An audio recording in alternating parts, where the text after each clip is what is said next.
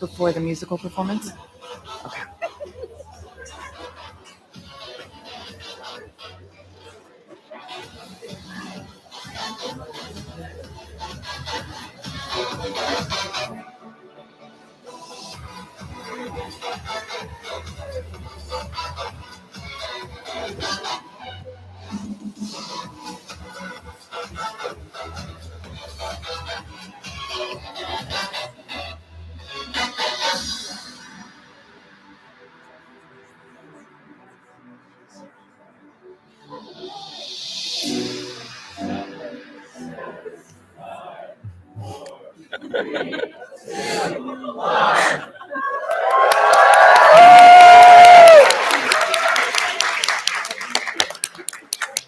Welcome to something special. Welcome to TEDx. This TEDx event is part of a global conversation that takes place every day in every corner of the world. In schools, in theaters, in workplaces, even in prisons. People gather to hear the best ideas bubbling up in their communities. More than 3,000 TEDx events are held every year in 170 countries. It's a remarkable thing. TEDx events are self-organized under a license from TED, a non-profit organization devoted to discovering and sharing powerful ideas in the form of TED Talks. It's not TED itself, but your local TEDx team of volunteers that has done all the work to put on today's event, including booking all of the speakers. It's this team's ideas, dedication, and time that have made this possible. We really hope today's program sparks an exciting conversation. This is a day for curiosity and skepticism, for inspiration and for action. The more you enter into it, the more you will take out. And now, on with the show.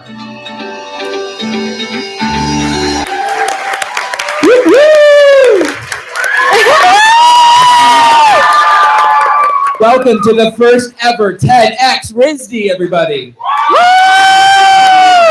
My name is Michael Ferris. I'm Victoria Liang. And I am Anya Aurora. And together we are the co-presidents of TEDxRISD. By a show of hands, how many of all have ever attended a TED or a TEDx talk before? All right, so it looks like we know what's in store for tonight's event. Well, when proposing the first ever TEDxRISD to the Rhode Island School of Design, we had to do a bit of self-reflection. We had to figure out why all of us in this room together decided to choose RISD in the first place. At least for us, we were captivated by the 58 countries, the 22 majors, and the 14 different languages that make up our student body.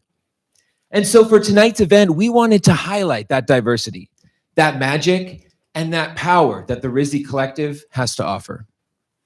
When brainstorming the theme of tonight's conference, we wanted our speakers to work backwards, to disentangle their unique, complex journeys. And that's how we came up with the theme, Unravel. And we hope tonight's event will also inspire you in the audience to discover what you are unraveling in life. Tonight, we have a total of 6 wonderful speakers from our RISD community, including students, alums, and faculty who will share their stories with us. During intermission, we have a performance by RISD's own a cappella group, Oral Fixation. But before we dive in, there are some housekeeping rules we would like to inform you of. Food and drinks are prohibited in this venue. However, once the show concludes, please join us in the lobby for a reception with beer, wine, and food. We would appreciate it if you would please take a moment now to mute any cell phones and refrain from leaving your seats until the end of the talk. Please note that there are 2 emergency exits in this space, one behind you and one to the left of the stage. TED prohibits recordings of an entire talk, but short clips and non-flash photography is permitted. The entire event tonight is being professionally documented by our amazing tech team, so everyone will be able to watch the talks after the event on the official TED YouTube channel. The event is also being live streamed on TEDxRISD.com, so feel free to share the link with your friends and family across the globe. So without further ado, I would like to introduce you to the host of tonight's event. She is an Emmy Award-winning TV personality. She teaches at the Rhode Island School of Design within the Furniture Design Department, and she is the host and creator of a podcast which offers a window into the humanity behind design. Please join me in welcoming Amy Devers.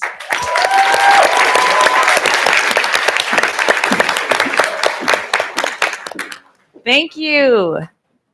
I am so honored and delighted to be here welcoming you to the First-Ever TEDxRISD. Now, I did promise the speakers that you'd be a very warm and generous audience. That's true, right? So for tonight's warm-up, could I ask you to please turn to your neighbor and just give him a quick compliment? Just a little, wow, great start. I love your mic. I practiced this. I came prepared. Oxman, The turtleneck. Nice. Okay, you're right. Wonderful, And wonderful. paperclip. If The you could paperclip see, was you're all nice. glowing a little we brighter are now. on live stream. Well, we have Everyone. a fascinating Hello. theme to unpack. Okay, compliments are done. That's great. We have a fascinating theme to unpack. Unravel, ideas worth disentangling. So let's just take a minute and muse on the value of disentangling. Why is it a worthwhile endeavor? Is it about creating order amid chaos? What do you all think? Does it have to do with getting closer to truth or accuracy? Yes. I mean, there's arguments for both. What I keep coming back to is this image of tangled ideas as a knot, this area within an interconnected living network that's gotten all twisted up on itself, constricting the flow of movement, of thought, of resources. After a while, the network grows around the knot, in spite of the knot, until we don't even see the knot as a knot anymore. It becomes normalized, compensated for, and taken for granted as a simple fact of life. But when we disentangle the ideas, we reanimate their complexity. The knotted, collapsed network expands, and the flow of imagination is restored to all of the spaces, channels, and connections. Our view opens up, and now from many vantage points and perspectives, we can see into all the dark corners and beyond all the artificial horizons to a whole array of new possibilities. The living network breathes, rebalances, and reclaims its resilience and ability to evolve. So that's what I get to, is that the value of disentangling is in reanimating complexity and restoring the flow of imagination. And you know what they always say about complexity, that nothing is black or white, the insinuation being that everything exists somewhere in the middle in a shade of gray. Well, even that old saying needs a little bit of unraveling. We're all artists and designers here, right? Why would we limit ourselves to rendering only in grayscale when we can work with the whole color spectrum? So tonight, we're going to hear 6 talks and a music performance that reanimate complexity in full polychromatic glory. And it's a wild ride. We're digging into the earth, skyrocketing into outer space, slinking through mazes, careening through humanity's darkest tunnels, plunging into the ocean, and taking a spin through an alternate reality. So, buckle up. Here we go.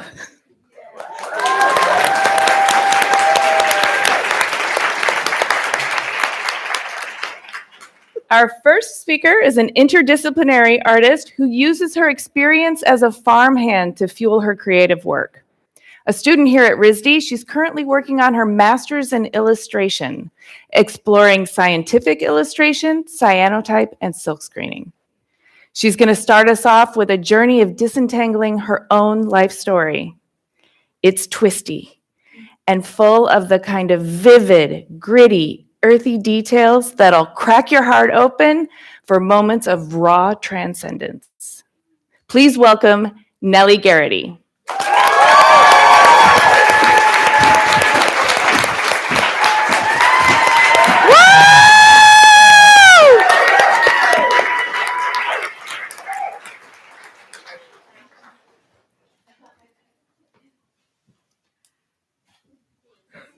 Hi, I'm Nellie. I have codependent tendencies I'm forever working on. I'm known to over-explain things, and I get bored by intellectual conversations. I often interrupt people mid-sentence, not because of what I have to say is more important. It's merely because I'm from New York. I'm a firm believer in listening to my heart, trusting my gut, and the extraordinary power of resurrection. My childhood was spent outside, barefoot, and most of the time naked. I caught frogs, got filthy, and I ate onion grass from an area of the lawn my dogs loved to pee on. I was fascinated by anything that drew breath or drank water. When adults would ask me, "What do you want to be when you grow up?" the stupidest question on earth. Stupid because when is this moment? When are we actually grown up? Stupid because rather than focusing on the fact that we can be many things throughout our dynamic lives, the question just focuses on one single outcome. I think a better question to ask would be, what makes your heart sing? And how do you want to share those songs with the world? But I digress. When asked that stupid question, I would automatically say a veterinarian. However, I didn't end up learning to read until the 4th grade. And after the classifications, accommodations, cognitive tests, countless hours in resource room, parent-teacher conferences, after-school tutoring, summer tutoring, and teasing on the playground, the dream of becoming a veterinarian quickly disappeared for a weird kid who couldn't read and got her commas confused with periods and her consonants confused with vowels. I hated school. I missed so much class my senior year, I was almost prohibited from graduating. It wasn't all bad, though. I did find sanctuary in the art department. And despite my grades, my teachers recognized my creativity and encouraged me to apply to art school. I was accepted into the Maryland Institute College of Art. And with a newfound love for school and enthusiasm for homework, my parents began to wonder what happened to their pot-smoking, beer-drinking daughter. And just when I really started to spread my wings and turn a new leaf, I fell flat on my face. Midway through my first year of college, I broke my ankle. And while I hobbled around navigating a 3-story walk-up, I started to investigate a few other concerns I was having about my health. After about 1 million tests and probably 2 quarts of blood, the doctors had concluded that at the ripe old age of 18, I was never going to conceive a child. And my head was possibly filled with tumors. All my newfound enthusiasm for school died overnight. Depression threw its cloak over my life. I felt like there was no clear path for my creativity. No deep-rooted passion propelling my artistic voice. So I dropped out of school. I answered an ad from a seed catalog in northern New Mexico. I bought my first plane ticket to somewhere, and I ended up in the middle of nowhere. I was determined to strike out on the most practical career path and become a farmer. I cried on a regular basis because I couldn't believe I lived in a place where I could see snow-capped mountains and cactus blossoms at the same time. I cried on a regular basis because for the first time, even though I was weeding carrots and hilling potatoes, I felt like my life had become extraordinary. I can tell you right now, I never became a farmer. But by buying that plane ticket, I changed my life forever. My brain never exploded. I found out the hard way I could conceive a child. And for 14 years, I have dedicated my life to being a farmhand.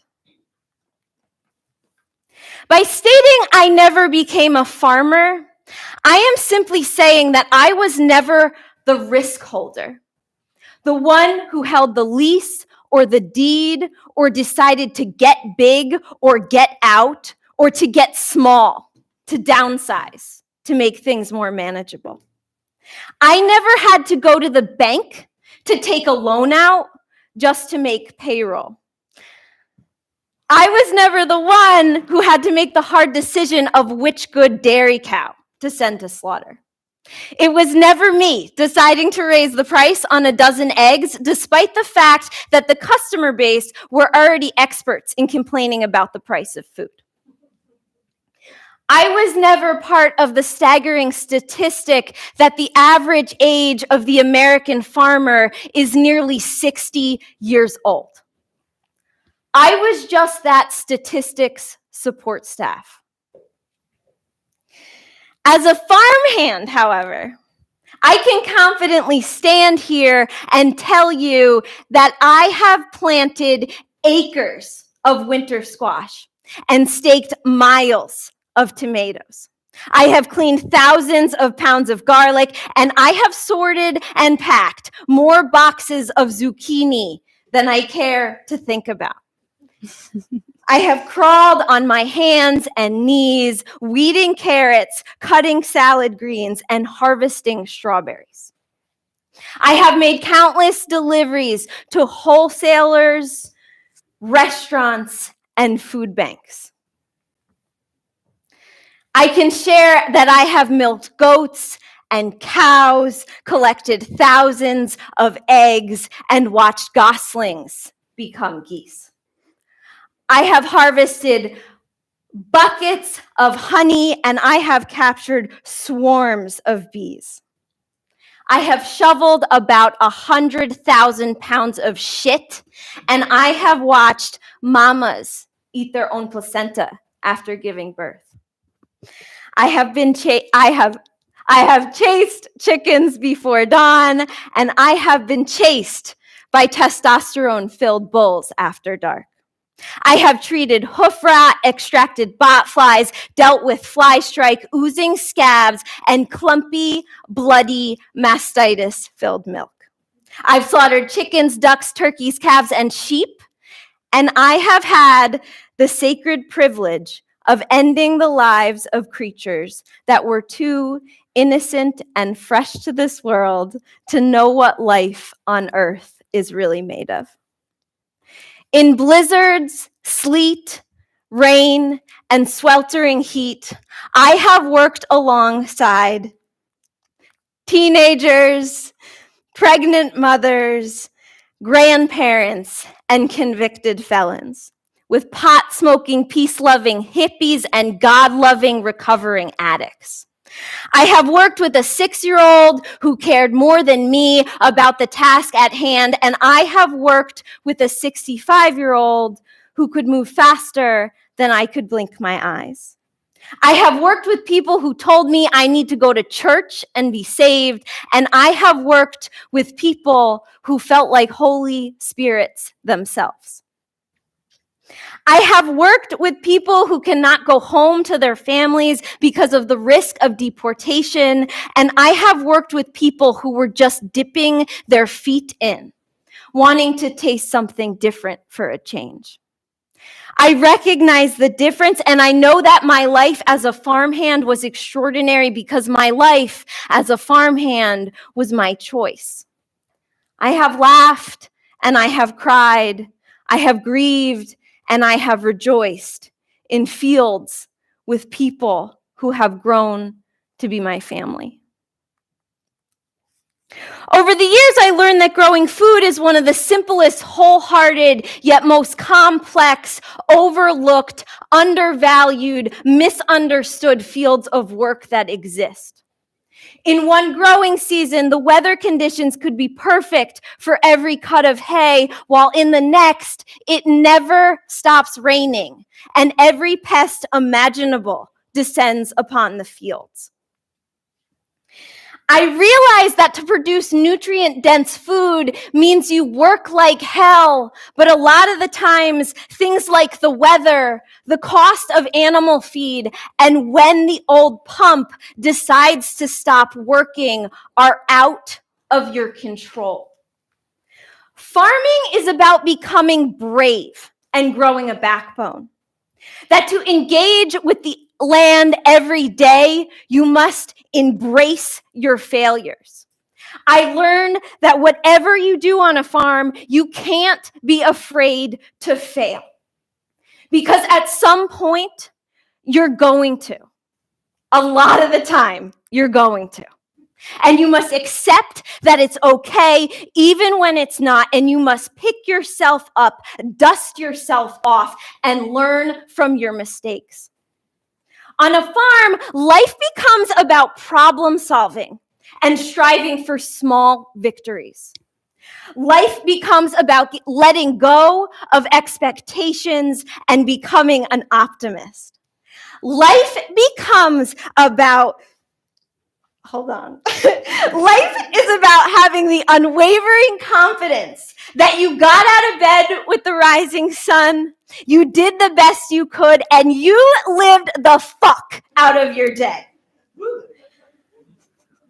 I learned that every farmer is essentially a mother who every morning makes the conscious decision about what kind of mother they are going to be. As soon as you put plants in the ground or cows in a field, you have become responsible for another life. Your livelihood depends on whether that life flourishes and grows strong or withers and fails to thrive. Life should be cherished because nothing can live forever if the world is to keep turning. Everything must die and be reborn from the blood and bones of its ancestors. Whether it's a plant, an egg, a cow, a business plan, a weather pattern, or a belief. It all must get composted, reused, and rebuilt. A cyclical pattern that is as old as the earth. Everything must be gobbled up, annihilated, and burned to the ground to create a more resilient future. I learned that if you love the earth, no matter how many times it knocks you on your ass and shows you who's boss, it will always, no matter what, love you back. But there's a big difference between how the earth loves you and how people love you. I realized this a year ago when once again I fell flat on my face. My partner of many years, also a farmhand, packed up his stuff and left. I was 32. I had 20 ducks, 5 geese, a cat, a dog, 104-foot-long logs inoculated with shiitake spawn, a broken dream to one day produce food with the person I loved, and not a plan in sight for what was to come. Then one of my dearest friends dared me to open a door I had forgotten was there and reapply to art school. Funny how things work out. Because although my dream for producing food and acquiring land is still strong, I am ready to venture down a new path. I want to make art about the people who put food on our tables, about the animals that create our soil, about the bugs that pollinate our crops and the birds that eat up those bugs. I want to illustrate a book about the intricacies of small-scale, biodiverse agriculture. I am making art about everything I have learned as a farmhand, about how the earth eats everything up and then ceaselessly brings it back to life. Things change quickly on a farm due to about 45,000 different variables. You learn to accept and adapt and persevere. You learn to move on and love the past because it informs the present and hopefully will lead to a brighter future. Because isn't it always the future that gives us hope? And where on earth would we be without hope? One winter, while getting up to milk cows, I felt lost, and I stumbled upon a poem by Wendell Berry called Manifesto, the Mad Farmers' Liberation Front. The second to the last line goes like this: "Be like the fox, who makes more tracks than necessary, some in the wrong direction." Even if I wasn't sure of my direction yet, or even now for that matter, I knew he was right. Nothing is ever lost. And our experiences, our tracks, have a tendency to build on one another if we let them. Like farming, life is about resilience. It's about realizing that while the path you are on is twisted and full of potholes, seeming to move in the wrong direction, you just persevere and keep going. You learn to value the shit life throws at you because you start to realize it's all that muck that makes it worth living. This is what makes us strong and brave and unique. Life has a funny way of leading us back to the things that are inexplicably close to our hearts. And in the final line of Wendell's poem, he states, "Practice resurrection." So this evening, I ask, what could resurrection look like to you? What have you always wanted to do that did not make sense or align with your linear life plan? What makes your heart sing? And how do you want to share those songs with the world? Woo!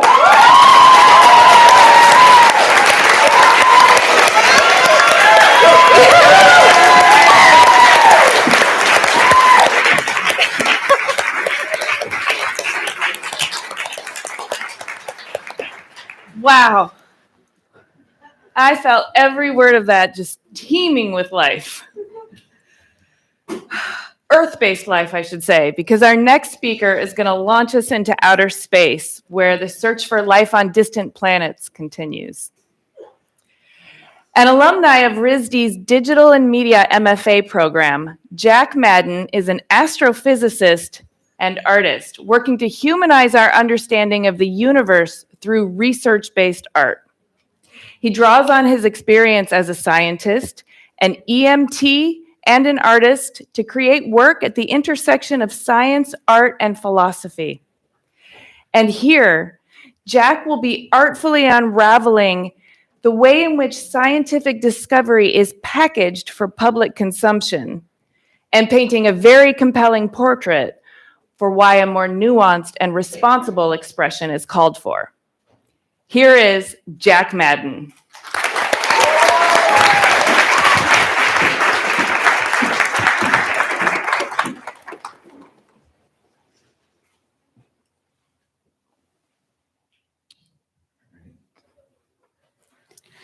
So my existence causes a general confusion, and I don't think it should. I want us to get to a time where it makes total sense for someone to get a PhD in astrophysics and then immediately become an artist. Not only would I get fewer funny looks, but more importantly, it would mark a realization in how interconnected the well-being of humanity is with our understanding of the cosmos. A shift in which we understand that artists and scientists need to be in the same room more often. It's only been in the past century that art and science have been so aggressively siloed. The benefits of leaving these disciplines blurred can be seen in the profound contributions of figures from Kepler and Da Vinci to Rachel Carson and Carl Sagan. Today, we have people like Tracy Day, Nancy Kowalak, and Janna Levin all doing incredible work to bring together these fields. I'm sure there's already a TED Talk out there that explains how scientists need to be creative to solve problems and that many artists are analytically experimenting for their work. But I've seen a few things get lost in translation, having spent time in both worlds. So today I'd like to share two stories from my journeys along this bridge between art and science. So our first story begins in Ithaca, New York, Cornell University, a beautiful place to sit inside all day and write computer code. But luckily, the code is pretty interesting. So my PhD involved running and designing climate simulations in the search for life. We would use powerful computers to model the atmospheres of hypothetical planets outside our solar system and see which ones could contain life. I would model planets around red stars and blue stars, each with different atmospheres, some covered in grassy fields, others with ocean or desert. And actually, sometimes in Ithaca, it would get so cold that if we had that temperature on our model, it would be considered uninhabitable. And so it's all kinds of data like this that just painted thousands of portraits in my head of these possible worlds, and I wanted a way to visualize them. So getting inspired by the photorealistic work coming out of these big movie studios, I used their tools with as many physically real calculations as I could to make these renders. So as my studies go on, I'm getting better at modeling planets both scientifically and artistically, and it's providing real value to our team. We were able to visualize places that we'd never get to see, bringing together our disconnected hypotheses in ways that would spark new scientific questions. This was until one project came along that made me question the artistic freedom I had taken for granted while working in theory. So this time a new planet is discovered, one that's actually out there, and I have to model it, figure out if it can support life. And all I have is 3 measurements: its mass, how much light it gets, and the type of star that it orbits. And after hundreds of simulations, we find that under very specific conditions, in the realm of physical possibility, there was the potential for this planet to have liquid water on its surface. Maybe. But even this is exciting news because something common in all life is the need for liquid water. So as I'm doing the scientific modeling, I'm also doing this visualization, and I'm using oceans and rivers and clouds, really going all out. Eventually, the discovery is released along with my art, and it's getting some public attention. And I'm watching this narrative unfold for this planet that I have intimate knowledge of, both as its scientist and artist. And I realized that I kind of failed. So the science and the art were both fine. They were both done to a very high standard in their own. But seeing how they were interconnected firsthand, only I had that big picture view of how they interacted. And it was kind of unsettling. It hit me just how little the visualization does to express the experience of our science properly. Not only did I fail to capture the limited information of the discovery and the uncertainty in our modeling, but I fell right into this pitfall of letting science put on a face for the public, only showing a narrow slice that would get the most attention, relegating the artwork to an add-on, an afterthought. I didn't yet realize how important that visualization was in the way our discovery entered the public consciousness and was used by other scientists. An image like this creates a really strong first impression, one that anyone, even scientists, has to overcome to engage with that science.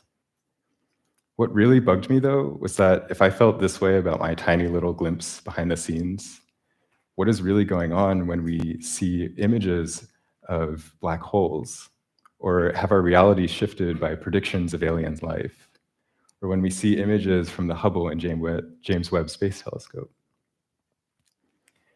So how would our worldview be different if scientific art were more honest? How responsible have scientists been about explaining reality to us through the images and stories they help produce? And as an artist, how could I make art with more care and that same level of responsibility? So coming back to this image, how could I maybe include more of that uncertainty in the simulation? Maybe make it more abstract or stylized? But that's not really the full picture behind this image. Could I also include the sleepless nights spent debugging code? What about the friendships forged over 30-hour problem sets? What about the scarring imposter syndrome when you fail your qualifying exam for the first time? Could I also include the feeling of finding something out about the universe that no one else knows, and you just can't wait to tell someone? So look at this image and ask yourself, does it capture the feeling of running a climate simulation written in Fortran from the 90s while sitting on a sink in a rest stop bathroom in North Dakota for the outlet? I don't think so. Trust me, I know. Could it also include the feeling of watching multiple friends get pushed away from their dreams by how toxic academia can get? So I didn't have the means to properly process all this in the midst of the project, but I knew that the design of how science was experienced needed to be examined. One of my biggest pet peeves, amplified by this ideas industry of today, is when an expert in one field assumes confidence in a completely different field. So approaching 10 years of higher education, what are two more? I applied to art school. I didn't want to assume. I wanted to actually learn what it meant to be a cultural communicator, a designer of experiences. And this is sort of when the funny looks started. But I kind of took it as a good sign, because the system of meaning around me felt so broken that I needed to do something it was telling me not to do. So I arrived at the Rhode Island School of Design, trying to see if training as an artist can help me better understand our connection to science. And I wasn't entirely sure that art would be able to do it. If I wanted art for science to be more like conceptual art, where the ideas take priority, why not just talk or write about these connections? And I think I found my answer in my second year from a very unexpected project involving this rock from space. That brings us to our second story. So over the course of several evenings in the fall of 2021, without telling anyone, I walked around the fourth floor studios of the CIT building, slowly filing down this 4.5 billion year old meteorite into dust. This is all that's left. The dust I set loose fell to the ground, and from there I can only guess where else it traveled. The sink, the trash, people's shoes, down the elevator, out into the park across the street. Maybe it became part of someone else's work. The last time these freshly exposed grains of nickel and iron had seen light was in the long since dissipated cosmic nursery where our sun was being born. The microscopic flecks of primordial metal were never noticed for what they were, swept off of tables and mixed up with the sawdust, dog hair, and plastic of others making and destroying. As a scientist and an MFA student in this newfound struggle to find the point of making art, this was as much an experiment as it was a performance. A mix of questions and actions to disentangle where significance originates and disintegrates. How minimal can art be? When does an object become special or worthless? So let's break down what this object even is. This meteorite began in a cloud of dust as old as the solar system itself. It quickly collapsed into a solid body that orbited the sun for billions of years before deflecting towards Earth and making its way through atmosphere and collectors to me. I then proceeded to disassociate its significance by making it unrecognizable, treated just like the rest of the dust on the floor. It's a unique and simple story. it came from space is really all you need for this rock to feel 1,000 times more special than an old paperclip. But the iron in this paperclip is atomically identical to that in the meteorite. It began in the same cloud of dust around our newborn sun, but instead of drifting unaltered, it violently collapsed in a cosmic eye blink in the right place at the right time to build a world with water, atmosphere, and life. For billions of years, the iron is mixing under Earth's crust and oceans in a way that prevents the buildup of oxygen in our atmosphere. This prevents life from flourishing beyond single cells. Over eons, that iron oxidizes and subducts and eventually relinquishes the atmosphere for more complex life to emerge.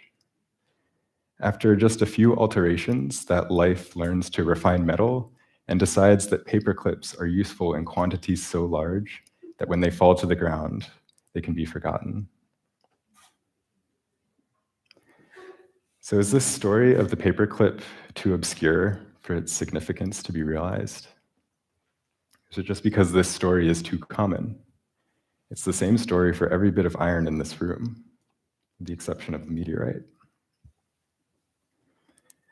So with this explanation of my performance, you may feel a newfound sense of the connection between story and significance, that meaning and value come from the narrative we tell, not the object itself. So what was the point of actually grinding up the meteorite and losing part of it, if I could just explain that to you? Well, this was the original experiment, to find the meaning of the artifact in my conceptual art. What I realized was that the action was a tangible validation of the concept, that it could work. The very act of grinding down this shooting star validated its insignificance to me. Seeing it stepped on and swept away, as an artist, I realized I was making to confirm the viability of this idea to exist as a physical metaphor. The project proceeded as expected, but as a scientist, expectation is not a replacement for reality. Observing firsthand the ease of dirt making with such a prized object felt parallel to the confirmation of a scientific hypothesis. And in this way, the conceptual artist becomes a sort of experimental philosopher. And the artifacts they're making aren't the embodiment of the concept, but the instruments to test it. So between these two stories and everything that happened between them, I've begun to realize that to make a real difference in reality, you need scientists. But to make a real difference in scientists, you need artists. Thoughtful creatives that are designing how science is experienced and validating our feelings about its results. How the science is communicated, who is telling the story, even down to the color map you're choosing to represent your data, are all subjective choices that have a real impact. Whether done thoughtfully or not, these choices shape what scientists and the public are inspired by, get motivated to study, find interesting to fund, and ultimately how we decide what questions are valuable to humanity. Now, I became a scientist to understand the universe around me, and I'm doing the same thing as an artist. I've studied where to look for the first evidence of life beyond our solar system, and now I'm unraveling why the question, are we alone, is so important to us in the first place. I've calculated the distant edges of our cosmic horizon, and now I'm exploring the absurd dissonance of making a scientific discovery that is so far beyond our ability to internalize. I've debated the semantics of scientific concepts from quantum mechanics to why stars shine, and now I'm exploring the way that we can represent how much meaning language even contains. While the definitions of art and science can provide technical distinctions, when we think of them as the products of artists' and scientists' behaviors, the differences become superficial. The way in which we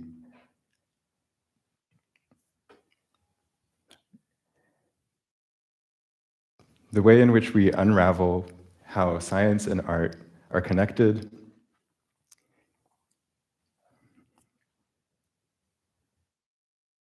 can lead us to new discoveries.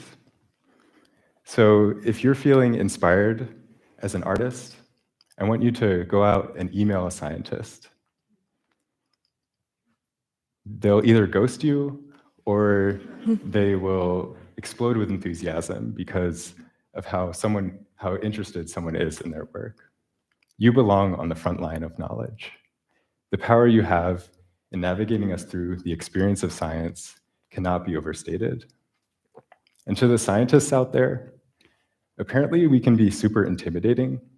So we can work on that, but what you can also do is engage with artists. Bring them into your research throughout the process, not just at the very end. If we bring these fields back together, I'm sure we will change the way we think about the universe. Thank you.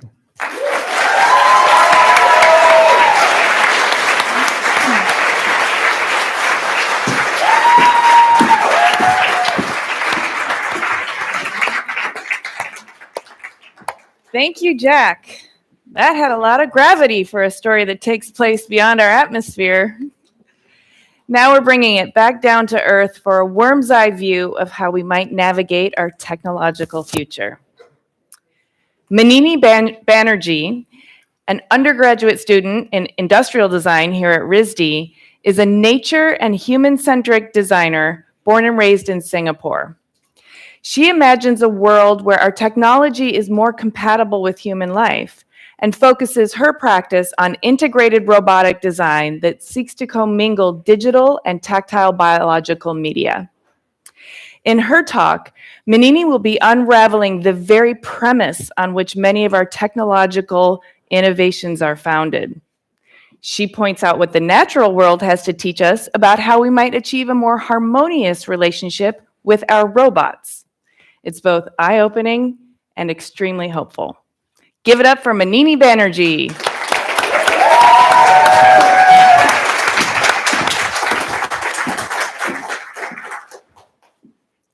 Let's begin by taking a deep breath in and letting it out. I encourage you to feel the sensations within your body, your very own living machine. Now, let's think about our planet. One big breathing organism with air circulating, tides shifting, animal kingdoms living in cohesion within a culmination of terrain. The terrain that catches my attention in particular are wetlands, the kidneys of the earth, filled with plants with root structures that have evolved to purify contaminants in water. Now, we drink water every day. Staying hydrated is key. I'm sure we're all drinking clean, purified water, but what if we had miniaturized wetland ecosystems in our homes for our water purification needs? It is possible. Another natural phenomenon that really excites me is the navigation ability of tiny little ants. These ants deposit pheromones, allowing them to retrace their paths, but also allow other insects to know about their whereabouts, fostering this sort of collective intelligence between these insects. Now, I don't have my driver's license yet, so I'm really excited by autonomous machines traveling routes and semi-collaboratively crunching numbers. But could an insect's navigational intelligence be harnessed or even collaborated with for greater autonomous navigation? It is possible. We can continue playing this game and we will find countless examples of parallels between living systems and manufactured entities, set out to complete similar tasks but differing in their internal structure. So let's imagine the split worldview. Organisms with a 500 million year head start rooted in evolutionary theory, and computation manifested through robotics and technology that I believe is largely inspired by sci-fi. Any robotic being will make optimized, efficient outputs, and any cellular organic being may make more unpredictable ones. One is made out of gears powered by electricity, the other cells and nutrition. This relates closely through a cybernetic law, which relates how a system's internal structure correlates to its external behavior. I call myself a nature and human-centric designer, and I've spent the last couple of years exploring, interrogating, and unraveling my interests within the fields of science and design. My practice speculates a utopia of this biological symbiosis between us and the technology that we interact with every single second. But as I was growing up, I saw this split worldview in my living room. I'm so incredibly lucky to be a daughter of two loving parents who were initially trained to be an electrical engineer and a zoologist.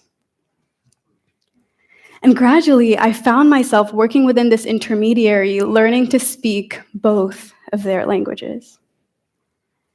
But what exists within this intermediary? To me, it was this magical imaginary, this world filled with omnipresent yet invisible interspecies relationships. Restricted by our human vision, we're often so ignorant to our human entanglements with non-human entities. And yet, from touching or swiping on a screen, there's a transferal of an array of microbial agents. So why do we maintain this split worldview? Throughout our history, our human civilization has been measured by the distance between the built and the natural. For at least 10,000 years, plants have been turned into crops, animals into beasts of burden, and even microorganisms haven't been able to escape. They've been pressed into service as fermenters. Humans, we've been modifying and innovating our environments. But nature is unpredictable. It is full of disruptions. There is no stable, predictable pattern in nature, and yet we collaborated with it and we harnessed it. We have been technologists from the beginning. However, somewhere along our path, we have strained away from creating innately biophilic tools and collaborating with nature and have begun to create complex, part-driven objects instead. The devices that we rely on every single second in their infancy put the people who mine and manufacture them in hazardous health situations. These same devices, towards the end of their lives, contribute to tons of e-waste, disbalance water tables, and strangle ecosystems, and all of a sudden we return back to the split worldview and we can see obsolescence and decay. The question that I'm so afraid to ask is whether we're gradually being overrun by the same devices that we've created to help us. Over time, I began to convince myself that perhaps it was not technology, but rather the systems in place that have created it that's the issue. I began to find my role as a designer in interrogating these systems and playing around with the way that technology is designed today. I began this by asking whether matter can be the starting point in creating artificial life. What happens when we change the skin of the robots that we interact with? What happens when this skin is biologized such that it becomes a symphony of pulse, fluid, and sensation? And that is exactly what the Sorb robot explores. And I'll show you more entities just like it. I explored these questions further through creating the Chitobot, a 6-legged or hexapod robot, and its skin is made out of chitin from seafood waste and sodium alginate from seaweed. The Chitobot can be deployed on any shoreside, and once it's deployed, it begins searching for chitin-based materials. Once it finds it, it collects it and pushes it onto its carapace. But the really intriguing thing about this robot is its speculated materials processing system.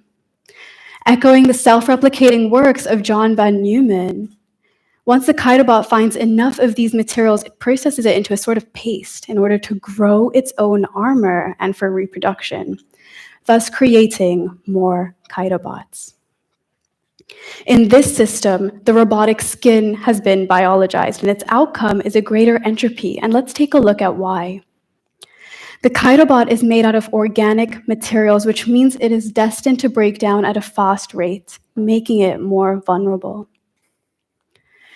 The Chitobot may lose a limb or many limbs. It may develop cuts and cracks and repair them. It may grow old, it may wrinkle, it may disintegrate, and it may die, making it unable to move in predictable ways. The Chitobot is pushing us to embrace a relationship to technology and subsequently to nature by preaching concepts of impermanence through the adoption of this bio-hybrid technology. This is a system that veers away from concepts of planned obsolescence and towards embracing entropy and decay. I've been speaking a lot about systems, and a key part of what upholds it is the way that we talk about it, our linguistic etymology. A perfect example of this is the word robot, indeed, derived from the Czech word robota, which means forced labor. The diction itself influences our robotic designs to fulfill purposes of servitude. However, we live in a time where countless resources are being poured into creating more seamless human to robotic interactions. And so, shouldn't these robotic entities possess a greater social, emotional, or a natural form of intelligence? Yes, they should. And we called this biointelligence. Before we go into biointelligence, let's speak a bit about artificial intelligence, which in its infancy was really closely mimicking neurons and neural structures, efficiently breaking down how the brain works into digestible, researchable, assembly line chunks, mathematically simplifying this complex organ. Newer, more complex machine learning technologies have been developed, harnessing the wisdom of the crowd, if you will, weakening this link further. But what if we moved from a nature-inspired to a nature-collaborated world? For far too long, we've ridden horse carriages and directed the horse where to go instead of allowing it to operate from the freedom of its own intelligence. And this freedom is the essence of biointelligence. Biointelligence is the bio-hybrid brain. It is the fusion of biological and mechanistic elements. We studied biointelligence in the context of autonomous cars, and upon our research, we found that each autonomous vehicle processes 40 terabytes of data per hour. That is equivalent to your iPhone's use for 3,000 years. That's a lot of years to be used in 1 hour. Data processing and data storage relies heavily on carbon-emitting data centers, which only accelerates global warming. And so we set out to question whether there's an opportunity for organic, sustainable, data-free navigation.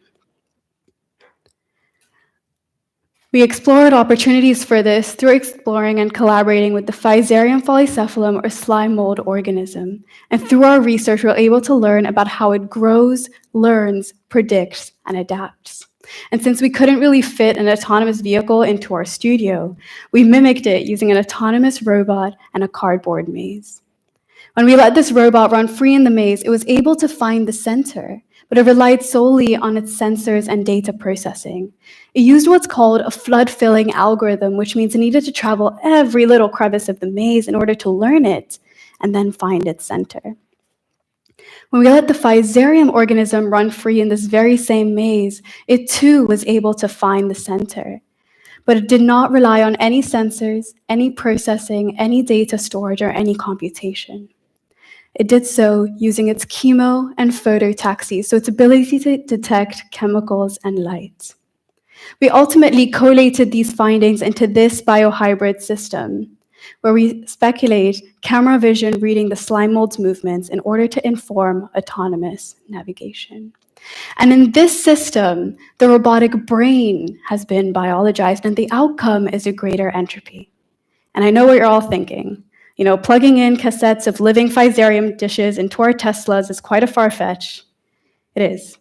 But it does offer a means of autonomous navigation that goes back to our innate biophilic toolmaking and collaborating with nature. It offers an organism-to-organism interaction that goes through a very familiar media, technology. Within the examples discussed so far, the intent is to move away from blindly pursuing innovation and towards creating living machines that may restore our relationship with nature. And nature, I've been speaking a lot about it, but do we think it's ideal? Why do we move away from it in the first place?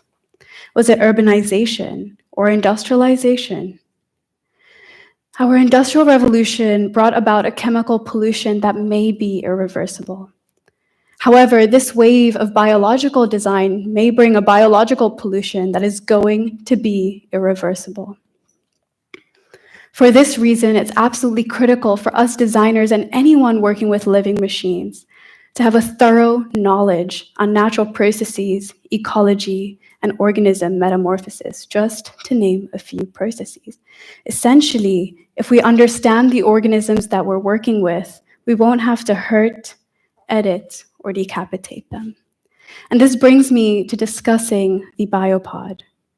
The biopod is a living machine that instantiates an ecological process of the wetland ecosystem. It is a flotation device designed to purify water with no synthetically edited organisms, electricity, or chemicals. Through studying its flora, fauna, and organisms present within a wetland, we're able to create a habitat for a miniaturized one to thrive. The biopod is an example of a nature-centric machine that possesses persuasive evolutionary theory, which means it's able to be regenerative through its ability to perpetuate a long-term circularity. It not only boosts the ecosystem within which it is deployed, but also increases its resilience. We hope to deploy these pods in the spring and fund its future deployment through citizen science. But in this system, the entire system has been biologized and its outcome is a greater entropy. But this biopod is bringing us back to where we started, looking at parallels between living systems and manufactured entities, often set out to complete similar tasks, but they do not have to differ in their internal structure. In the systems described today, certain parts of them have been biologized, allowing us to get a greater entropy, which brings us back to our relationship with nature. Let's take a look at how that might be for your morning routine. You wake up and you shower using biologically purified water. Once you're done, you're getting dressed, but your clothes are lined with symbiotic medicinal bacteria. As you're eating your breakfast, you have to feed your phone too, and once you're done, organisms are driving you to work. Our current methods of design relies heavily on the paradigms of sciences and engineering that exist today. But this does not have to be a designer's reality. And if it is, it's not too late to change it. This reality begins if we're able to gently unravel our linguistic etymology. And this reality begins if we're able to be conscious and critical of the systems that we rely on from second to second. This reality begins if we're able to move from nature inspired to nature collaborated. And this reality brings about the opportunity to keep our one big breathing organism truly living, a living machine. Thank you.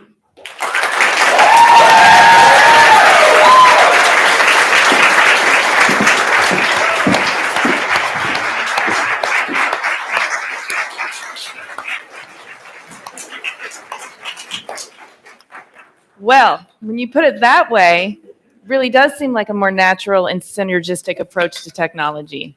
Thank you, Manini. Your robots are way less creepy. We are now at the midway point of our program, so we are going to have a brief intermission accompanied by a musical performance. And then we'll get straight back into the talks. If you need to use the restroom, now is a good time to do so, but you'll want to hurry back so you don't miss the performance. I've also gotten word that some of you may have surprises under your seats. So you may want to take a look, see if you get lucky. Thank you.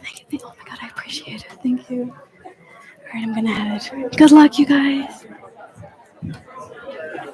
Right now? Oh, there you are. Now I'd like to introduce Oral Fixation, RISD's best and only a cappella group. While they specialize in pop music, they cover many genres, and all of their arrangements are student-made. They give performances every semester and are very excited to be participating in their first student event since pre-pandemic times. Quick request. They're going to be flowing through their set seamlessly, so please refrain from clapping until the very end. except for right now. We can give them a big hand. Oral fixation.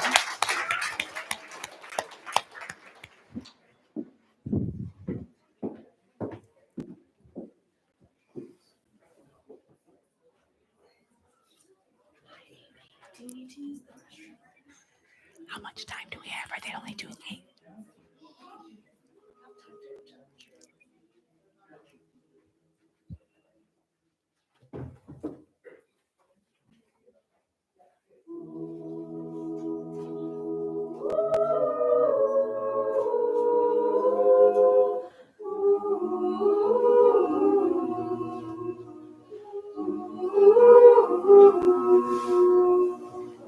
Past lives could never hold me down. Lost love is sweeter when it's finally found. I've got the strangest feeling.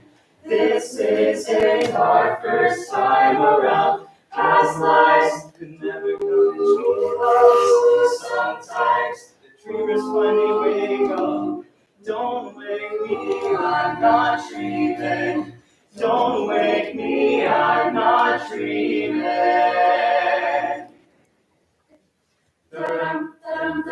I waited so long. All my past lives, they got nothing like you. Golden eagle, you're the one that I fly high. We're the city and the sky high. I'll take you way back. Couple centuries, don't you remember that you were meant to be my queen of hearts, meant to be my love, baby love, my life. I wait so long for you. The timing is right, the stars are aligned. So save that heart for me, 'cause really you know that you're my destiny. I swear to the stars, the suns, and the daughters. Our love is deeper than the oceans of water. I need you now. I waited oh so long. Baby love, I need you now. I waited oh so long. Passing seas of bliss and the borders of wonder. My ancient kingdom, light crashing down without you, baby child. I'm lost without your love. I'm lost without your love. Done and swear to go moving magic. Yes, girl, I need you. Don't find that Baby love, my life. I wait so long for you. The timing is right. The stars are aligned. So say that heart for me. 'Cause girl, you know that you're my destiny. I swear to the moon, the stars, the suns, and the daughters. Our love is deeper than the oceans of water. Say that heart for me, and girl, I'll give you everything you need. It's to our past lives, mothers and fathers. Our love is deeper than the oceans of water. I need you now. I waited oh so long. baby love, I need you now. I waited oh so long. Hey, Hey, I need you now. hey, well, I've waited so long. Baby love, I Hey, need you now. I need you, I waited oh so long. Sing that heart for me, 'cause girl, you know that you're my destiny. Swear to the moon, the stars, the suns, and the daughters. Our love is deeper than the oceans of water. Say that heart for me, and girl, I'll give you everything you need. It's to our past lives, mothers and fathers. Our love is deeper than the oceans of water. Baby love, I need you now. I waited. I waited oh so long.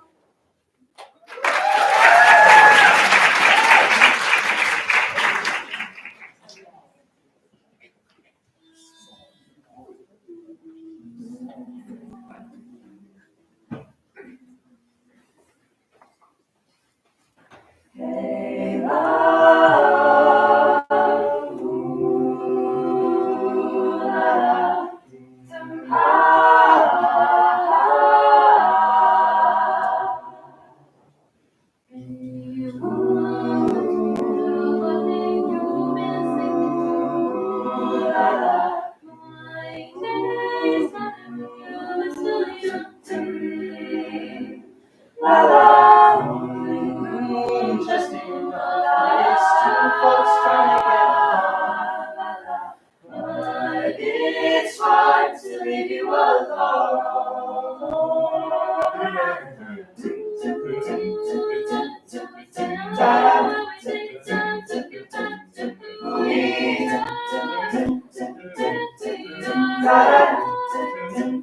Distance makes the heart grow. Even when I'm lonely, happy knowing that your love is never far, far apart. Distance makes the leaves on the trees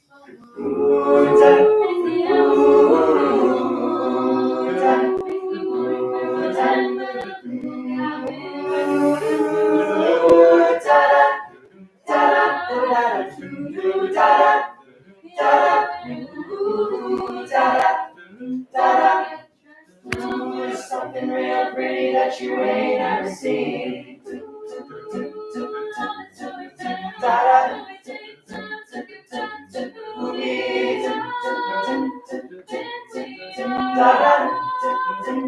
Distance makes the heart grow. Even when I'm lonely, happy knowing that your love is never far, far apart. Distance makes the heart, heart, heart, heart, heart, heart, heart, heart. Ooh, da da da da, da. Ooh, sha da da, ooh da, ooh sha da da, ooh da, ooh sha da da, ooh da, ooh sha da da, ooh da. Ooh, sha-da-da, ooh, da, ooh, sha-da-da, ooh, da, ooh, sha-da-da, ooh, da, da-da-da-da. On a plane, or in a song, in a movie, or at a bar. Ooh, da, ooh, sha-da-da, ooh, da, ooh, sha-da-da. Wanna love, don't wanna try, change your life. Ooh, da, ooh, sha-da-da, ooh, da, da-da-da-da.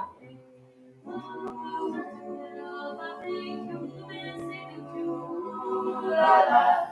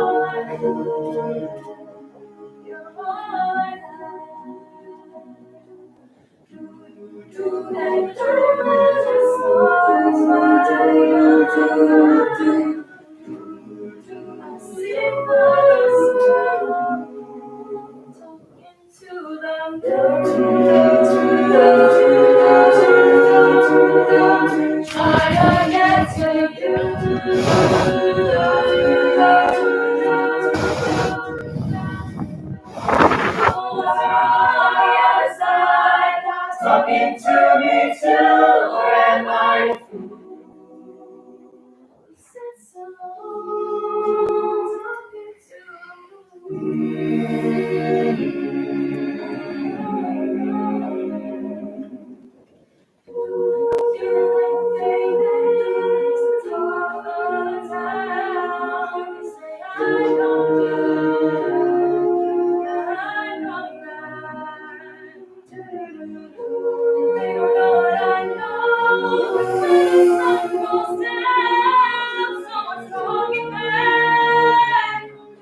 Talking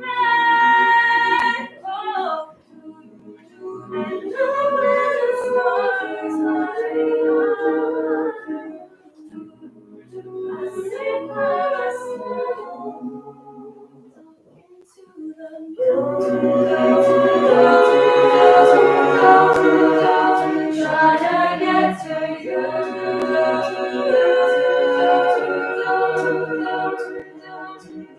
It holds her on the other side, talking to me too, or am I?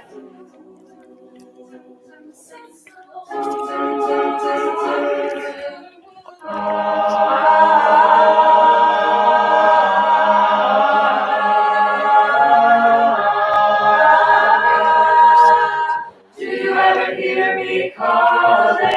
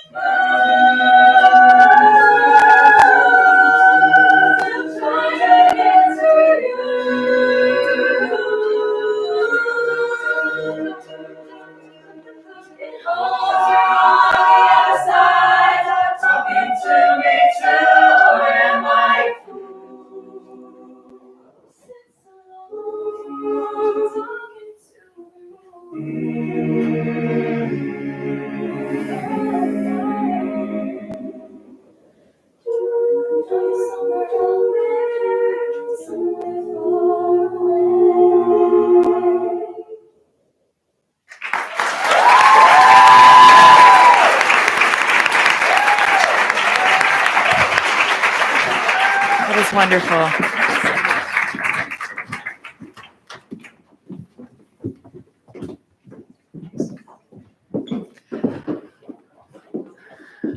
Well, wasn't that dynamic and uplifting? Let's give oral fixation another hand.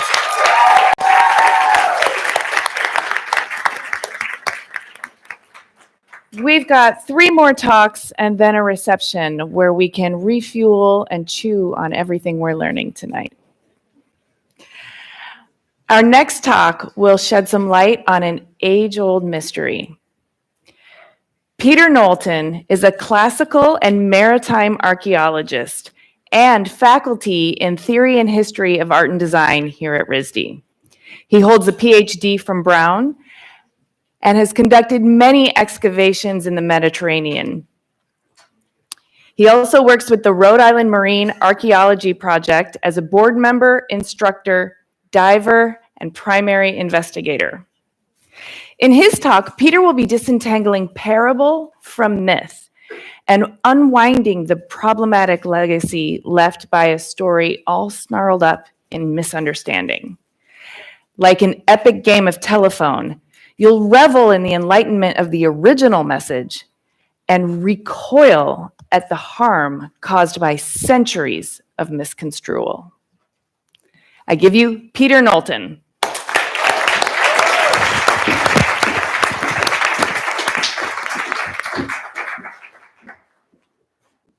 Imagine, 2,000 years from now, technology has advanced a great deal, and humanity knows a lot that we didn't in 2023.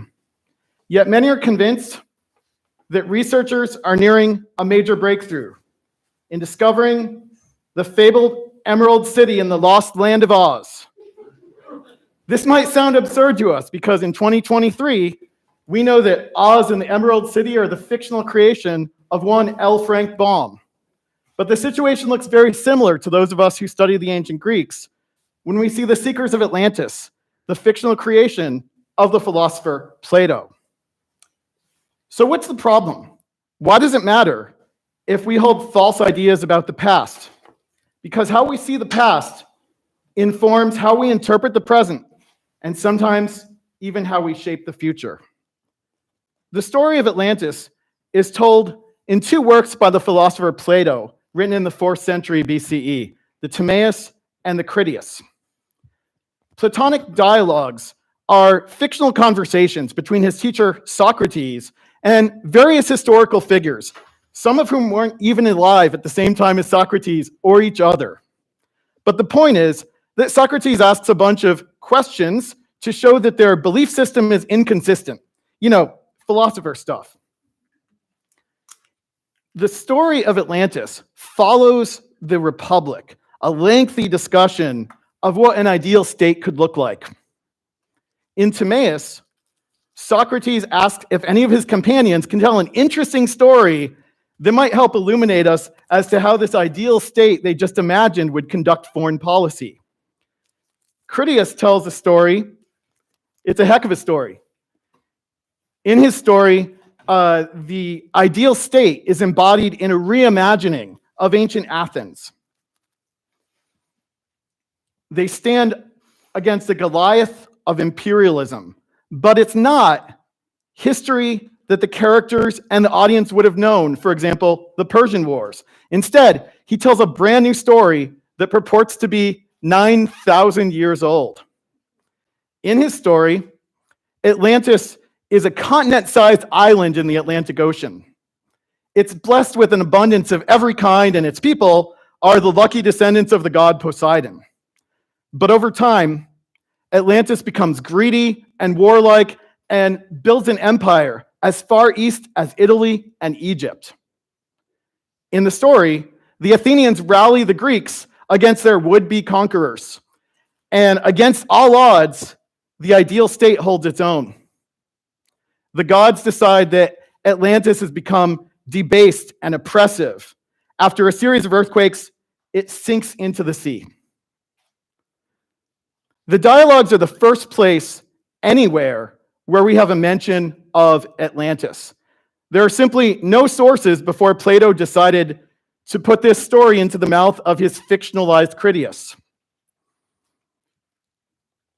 Even his star student, Aristotle, must have known the story in depth, but he didn't include it in any of his own work, even when he was talking about the geographical area where it was said to have been.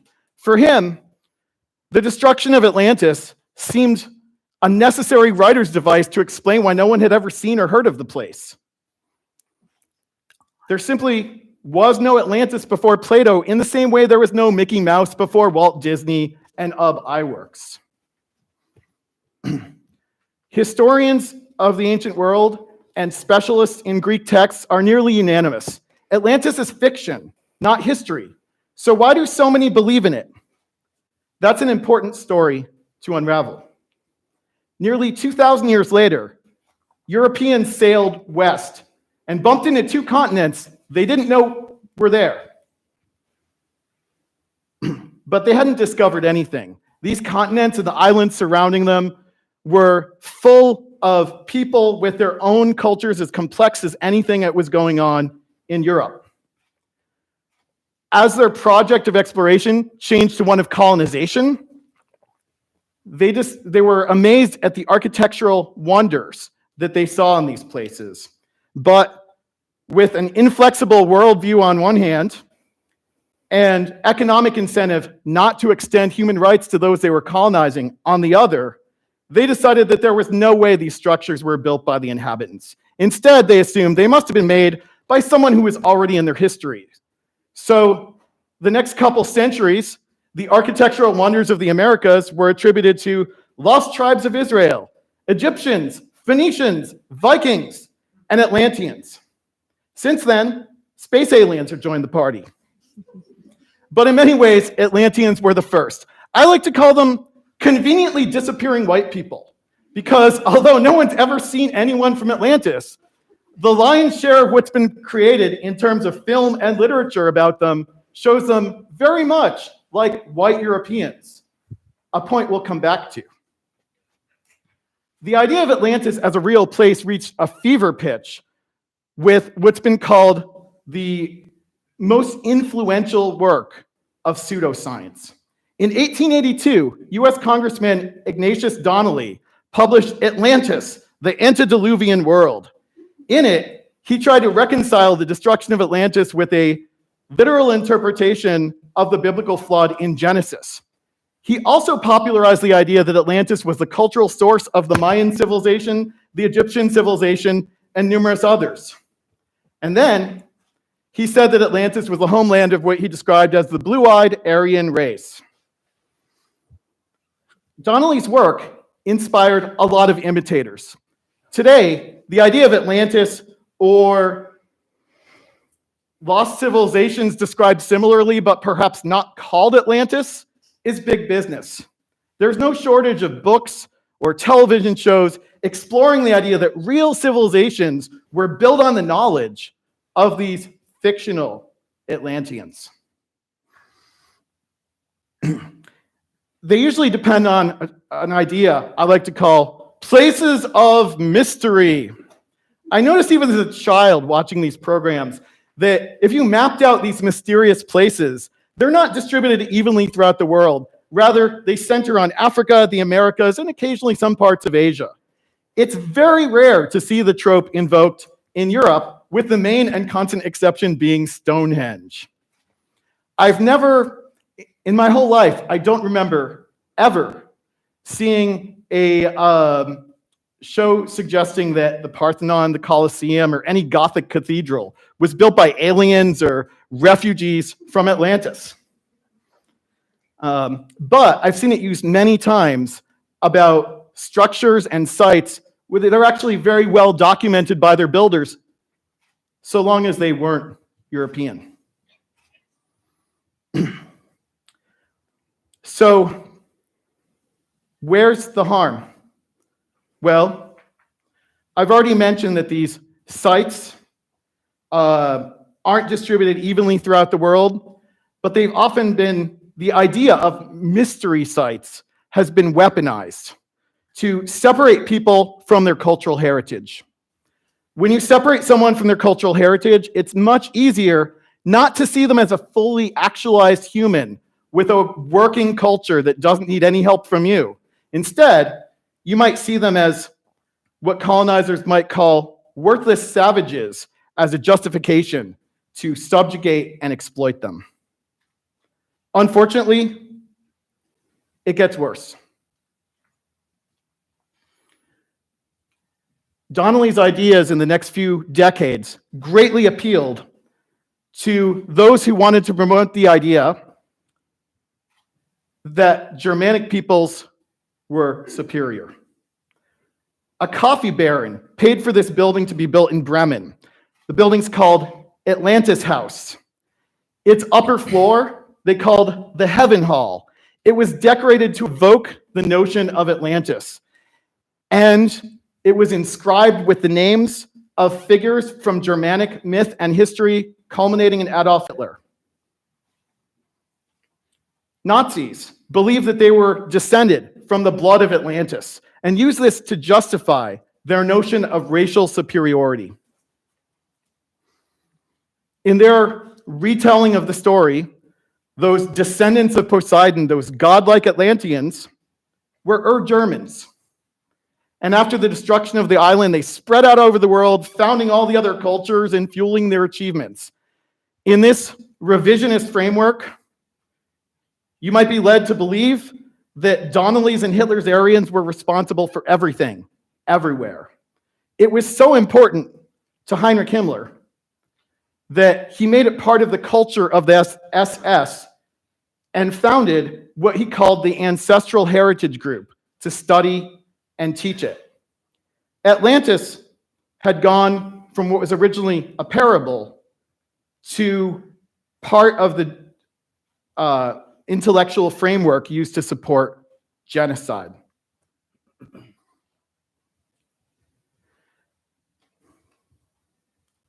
We may wonder, given the history, why the idea of Atlantis is still so popular. This kind of pseudoscience catches on because presenters take their audience on a journey. They make us feel like we know a secret, and there's some fun, perhaps, in thinking that we know something that the experts don't want us to know. Which is actually hilarious, because if there was a shred of evidence, archaeologists like myself would be tripping over each other trying to publish it before any of the others. We're a little competitive. But there are a number of other things that make it popular too. Donnelly's ideas were picked up by New Age figures like Madame Blavatsky and never entirely went away. So viewers see these shows on television and the ideas are vaguely familiar. There's sort of a deja vu feeling. The authors and the showrunners leverage holes in the education of the public Information that doesn't support their narrative, they omit entirely. Facts that are known are often treated as if they are unknowable mysteries. And there's another technique they use. That's the leading question. Is it possible that TEDx is an ancient technology introduced by refugees fleeing the destruction of their homeland in Atlantis? No. I watch way more of these shows than I would prefer to, out of a sense of professional responsibility to know what the public is learning, what my current and future students might be learning by watching them. And when I'm presented with this kind of leading question, which is almost always on a question that doesn't stand up to rational scrutiny, like the one I just asked, I find it's important to say, no. Come on, no! Because if you let it hang out there as a rhetorical question, it allows an idea that doesn't make any sense when you think about it to gain a foothold in your brain. And that's not something we want. Let's think about Atlantis the way it was intended to be, as a fable or a parable, a warning that a powerful state can become warlike and imperialist, and a hope that an ideal society could defend itself from such aggression. This was clear to the ancient audience. No one read through Aesop's fables and then ran around the forest looking for talking foxes. No one read about the famous cave mentioned in the Republic and said, hey, where's that cave? I'd like to visit that someday. Because we understand that it's an allegory. Atlantis, too, should be seen as a hypothetical concept made to test a philosophical notion. And we know the dark turn things can take when people treat fable as history.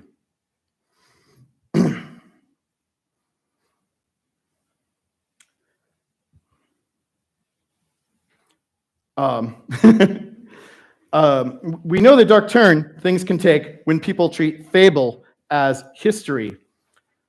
Next time we're presented with a claim that people of the past owe their cultural achievements to Atlantis, some lost civilization that no one can find, or even ancient aliens, I'd like us to think more carefully about what information has been presented to us and what has been omitted. The heroes in Plato's story, or rather Critias' story, are the Athenians. As a representation of an ideal state, they hold their own against an enormous evil empire and survive. Historically, those who have twisted the tale of Atlantis to their own ends have behaved not like them, but as greedy, despotic Atlantis. And how did that turn out for them? Thank you.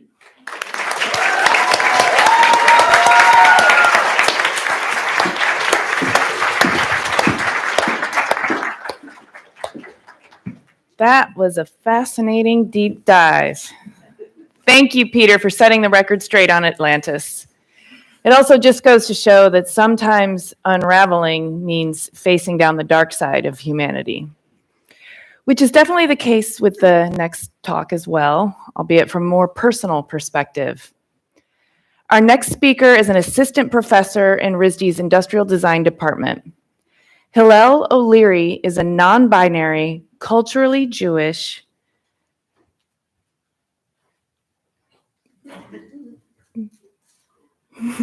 there's a whole list here.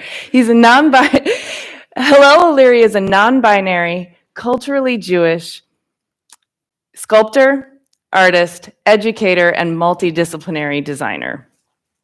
Their work centers on a reckoning with the violence of toxic masculinity, the search for safety through camouflage, and the creation of sacred space.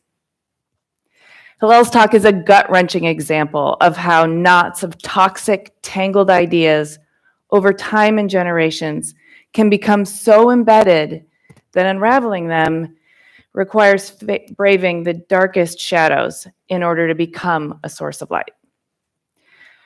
A quick content warning here. Hillel's talk contains brief descriptions of physical violence. If you'd rather not be present for that, please go ahead and step out now, and a team member will cue you when it's safe to return. Please welcome Hillel O'Leary.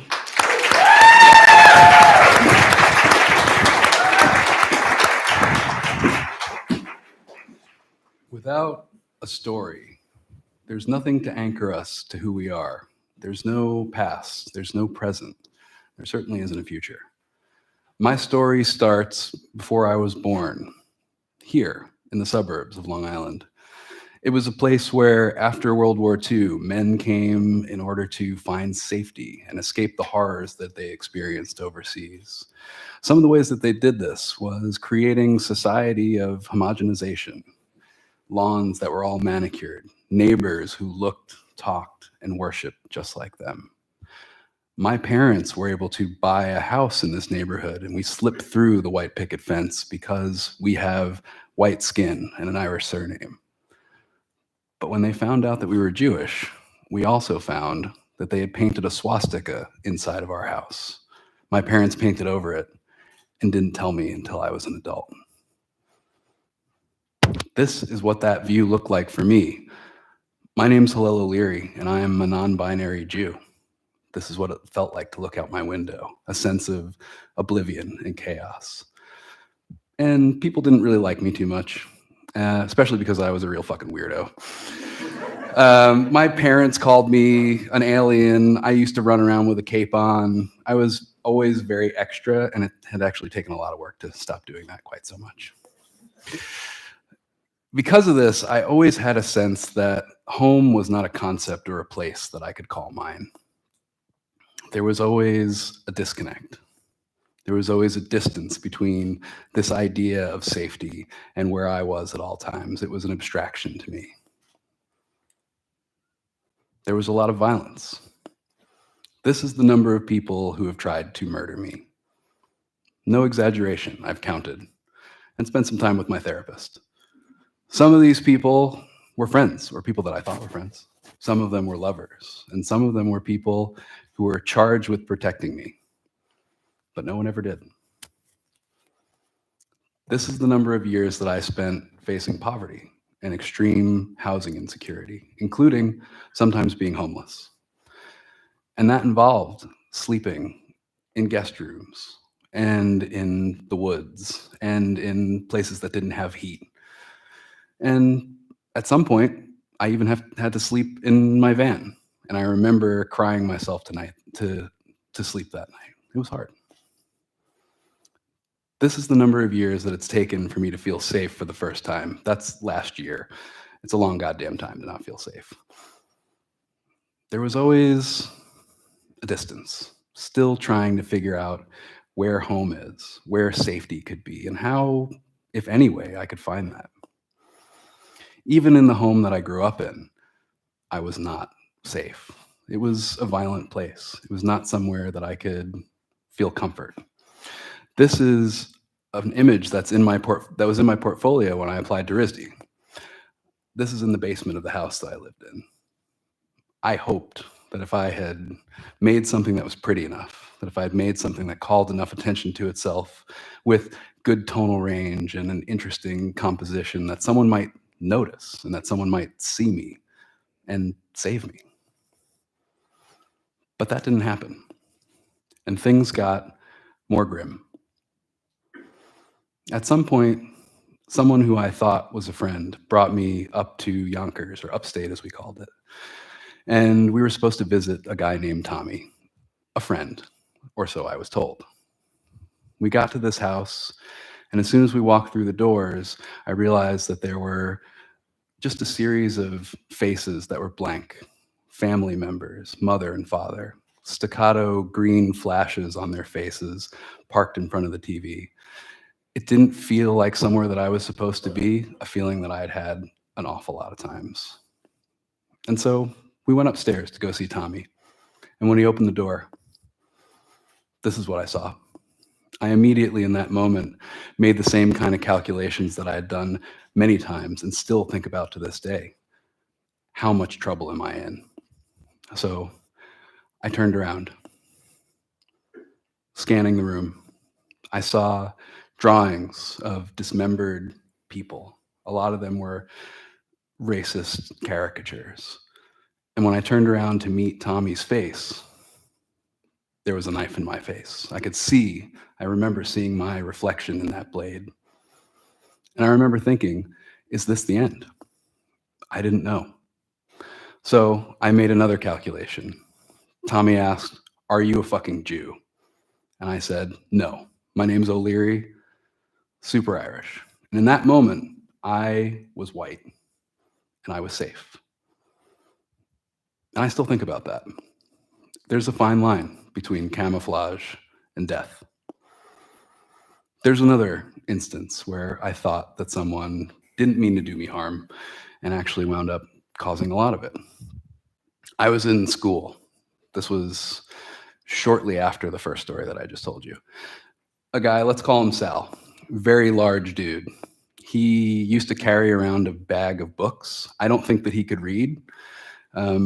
He swung that backpack at me to knock me off my feet, time and time again, day after day. And eventually I had this sort of, fighting spirit that gets bred into people who are like constantly being attacked. And so I decided that the equalizer would be that I would find a way to hurt him and that then we would make up and be friends. Naive, I know, but it was the only chance I had. So we were in a shop class and I pushed him over in a desk and he was trapped under it. As I said, he was a big dude and he had trouble getting up and he laughed and I laughed and then everybody else laughed. And I was like, oh, this must have worked. We're friends now.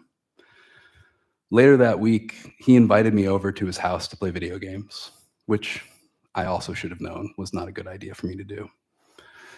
I went there, and the first thing he showed me was a fort that he had dug in the backyard, covered with a tarp. After playing a couple of video games with him, he started losing, and he started getting angry. He chased me outside. He knocked me over. He was much bigger than I was. He took a 2x4 and he tried to break both of my legs with it. And in that moment when I was incapacitated, he told me that he dug that hole for me. That is a kind of fear that I hope that none of you have to experience in your lives. I managed to get up and tackle him and run, which was something that I'd also done more times than I'd like to count. I realized that this was a system, a cycle that was happening. And I found out that Sal actually came out of the closet not long after this happened. He called me a queer when he was trying to kill me. There are pressures that exist in our world. There are forces that make us do things, that shape who we are. And they have deleterious effects. One of those is a system of reverberations that happens across time through decades and centuries. And there's a fun word for that. Generational trauma. So I started to think about this a lot. It shaped so much of who I was, and it was clear that a lot of the things that I learned about how to be a man, which I'm not, by the way, that they were steeped in this. This is my grandfather, or Gramps, as we used to call him. He was one of the toughest people that I've ever met. He was about this tall and was a Russian barrel of a man and waxed his mustache. And he arm wrestled every man that he ever met and won until he was in his 80s, which is pretty ridiculous. He was also someone who comes from a lineage of having to run and having to fight for his life.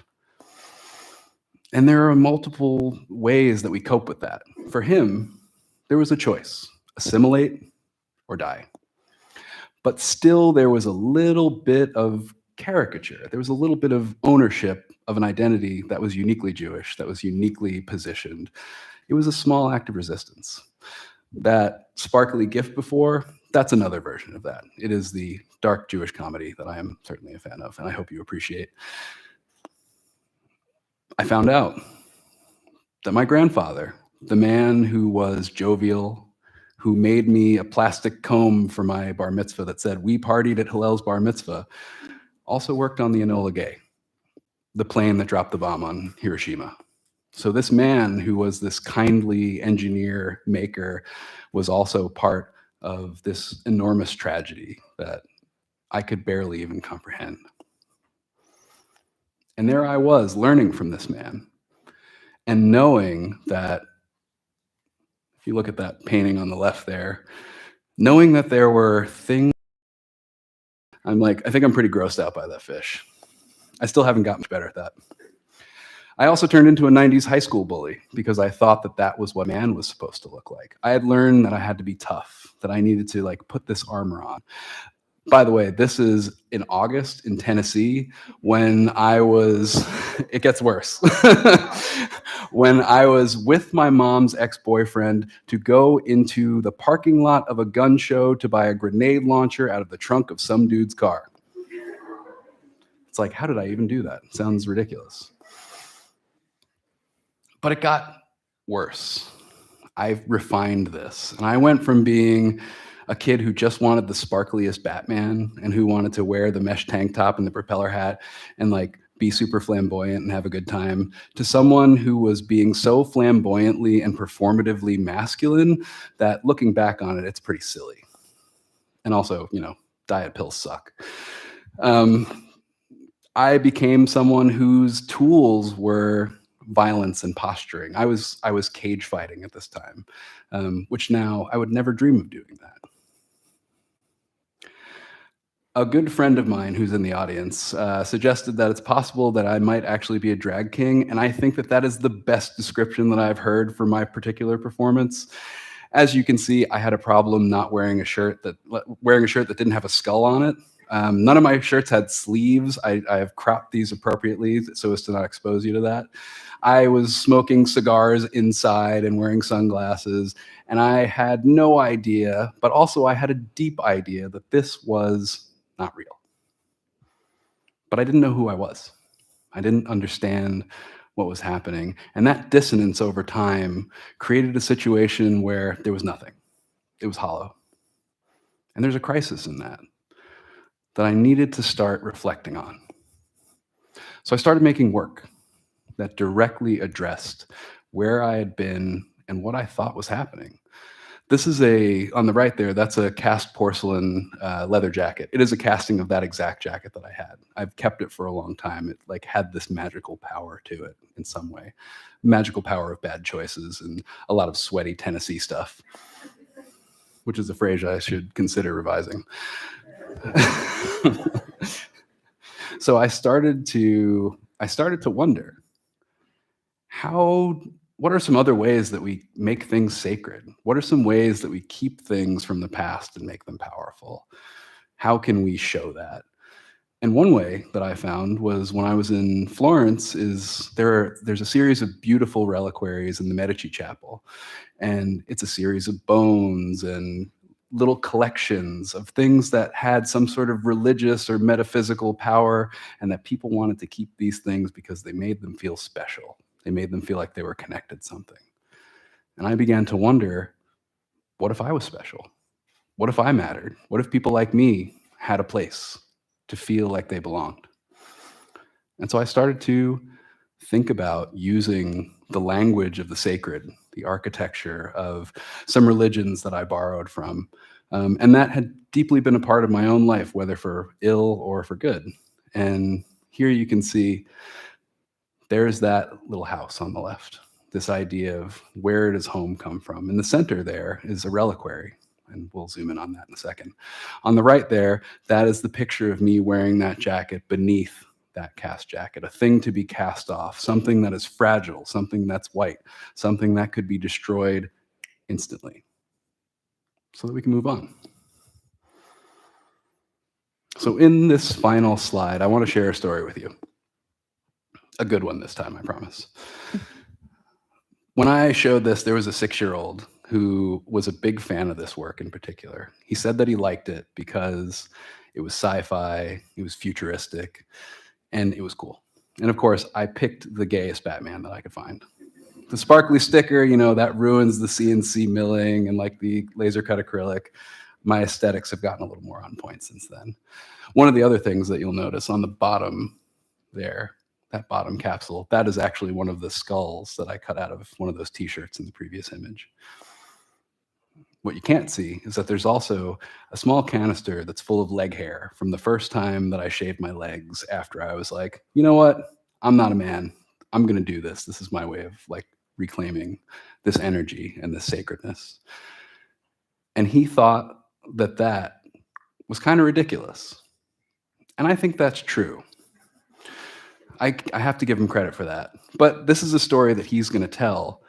And it's in the telling of the story, in the sharing, that I've begun to find how my own story is shaping up. And I thank you for sharing that with me. Thanks.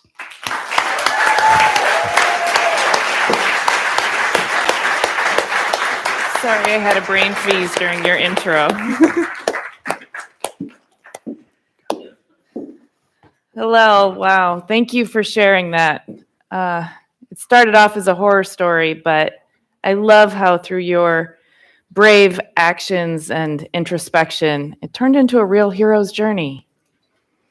We're now moving into something that's more akin to a fairy tale, mind you, one with a very lucid and logical path to reality.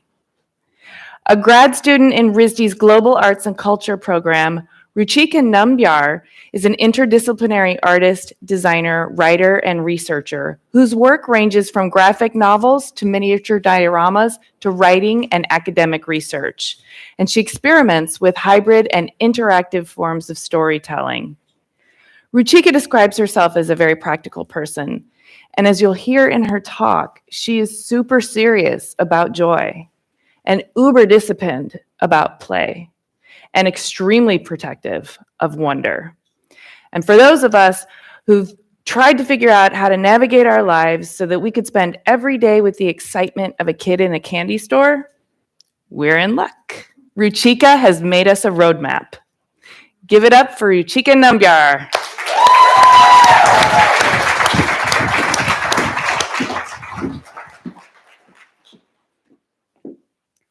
So my parents have no idea what I do. If their friends ask them, "What does your daughter do?" they each have very different ways of answering that question. My mother, if you ask her, will probably say, "I don't know. She does a bunch of different things. Just go look at her website." My dad, who is very precise and analytical, just like me, he will launch into a very long, very tedious history of my life. He will basically rattle off my entire resume for anybody who's still standing.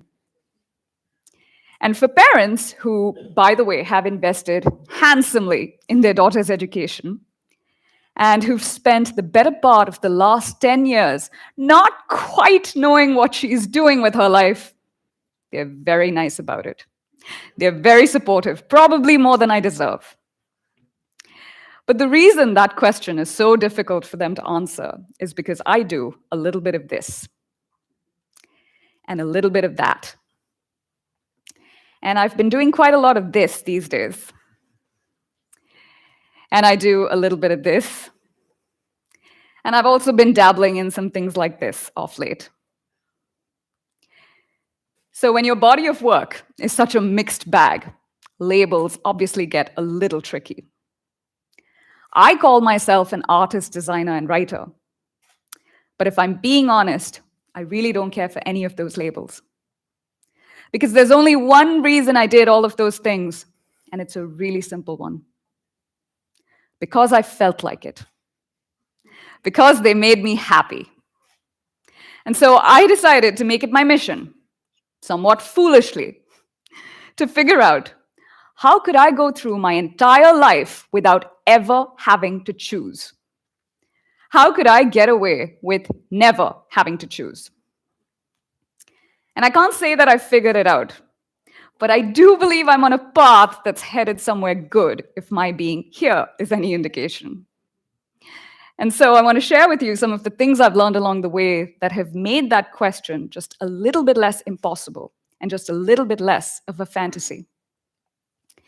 I use the word fantasy because it's kind of like a child's perspective on life, right? You wake up every morning and you think to yourself, what do I feel like doing today? And then you dive into whatever strikes your fancy. You're a farmer one day, an archaeologist the next, a scientist the next. Because we all start off creative. We all start off creative. We build pillow forts in our bedrooms. We steer fake pirate ships. We all start off creative. But eventually, life gets in the way, right? Life comes in and tells us, you have to pick something. And then you have to get really, really good at it. So good that people will pay you money for it. And then you can use that money to put a roof over your head and clothes on your back. And life's not wrong, by the way. I mean, life can be bleak, but life's not wrong about any of that. And so by the time we've hardened into our adult selves, we're all left feeling just a little bit violated and manhandled by life. So I began unconsciously designing my whole existence around one question. How could I keep life from putting its grubby little paws all over my inner child? How could I grow up without really growing up? And I was terrified of growing up, by the way. Terrified. I was terrified of turning into this cynical adult who spends all their time complaining about horrible bosses and the rising price of tomatoes. When I was 21, I knew that adulthood was approaching fast, and I wouldn't be able to hold it off for much longer. Because trying to hold on to your inner child is actually not child's play at all. It's a very adult game of strategy. So I decided to write this graphic memoir, and I called it The Breadcrumb because I thought to myself, if I one day turn into this dull, boring adult, I need to leave a trail so that I can find my way back to myself. And so I found that I would do this often. I would try to preserve bits and pieces of myself in my work. It's like there was this power in creative work, as if it could make you immortal, as if you could live on through the objects you create. I recognized my love for making things very early on. When my brother and I were kids, we would play games of make-believe, and I used to really enjoy making the objects that would bring those imaginary worlds to life. We couldn't cast magic spells without a real spell book. We couldn't pretend to be secret agents without little ID badges. Even in school, people caught on quickly to the fact that I could make things. I used to know how to use Photoshop in school. Highly coveted skill as a high schooler, because I used to get a lot of custom Photoshopping requests. Most often, it was Photoshopping someone's head onto their favorite footballer's body. And I'm not going to put any of that up because it's very embarrassing and it will ruin my street cred as a graphic designer. But my ability to make things made people look at me differently. Their eyes would light up in wonder as if I had performed some kind of magic, as if I was some kind of wizard. And I began to really crave that feeling. So naturally, I went to art school. I remember in my first year of art school, I made this book, Grandma Wars, which was a fake history textbook about my relationship with my grandmother. And so I continued playing these whimsical games of make-believe. And art school did nothing to stop me. Art school continued to let me believe that I could do anything. I could make books and I could make graphic novels. I could make miniatures. I could do writing and academic research and graphic design. And I was in utopia. But when the time came to figure out how to turn that into my profession, I had a very real question to answer. How could I do all of these things and still be taken seriously at all of them? Because being a jack of all trades and a master of none is a real thing. I didn't want to do any of these things as a hobby. I wanted to be a real artist and a real designer and a real miniaturist and a real writer. And I realized the first person who had to start taking those things seriously was actually myself. Because unfortunately, people have fallen into the trap of believing that the things that make them happy are not the things that can make them a living. The world teaches us to believe that the things that bring us joy have to be put off until the weekend. And I hated that idea. I thought it was completely upside down. I wanted to use my 5 days of the week to do things that were fun so that I could use my weekend to sleep and watch a whole lot of Judge Judy. In 2017, I started the Dollhouse Project, which is a miniature parallel universe in which a tiny version of myself lives her own life. She has a house of her own. Her house was designed by real interior designers. It took me 8 months to construct it. It was featured on Architectural Digest, which was a huge win for both me and her. We had a dollhouse warming party. People brought her gifts and flowers. It's a whole thing. She's currently back in India right now because she refused to leave her home and come to Providence with me. And that's what her house looks like, so you can kind of see why she refused to leave.